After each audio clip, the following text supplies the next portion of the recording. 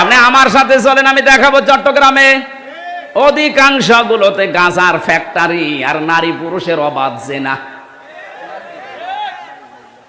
যেগুলো আবাসিক হোস্টেল গুলোতে হয়ে থাকে ওইগুলো মাজারে হচ্ছে প্রকাশ্যে। তাও হক্কানি আলেমরা কোনদিন এটা দেখার পরে জানার পরে সহ্য করতে পারে? এতদিন পর্যন্ত জালেমরা ওদেরকে পাত্তা দিত, জালেমরা ব্যবসা করে খেত, এই কারণে কিছু বলতো না।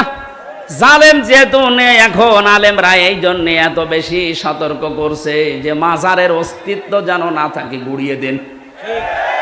কারণ আলেমরা দেখিয়ে এসেছে যে হাজী সাহেব আজ প্রধান অতিথি, সভাপতি, সভাসী।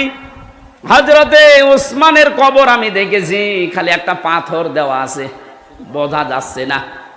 আর বাংলাদেশে গরু ছাগল মরে গেলেও কবর 3 তলা হয়।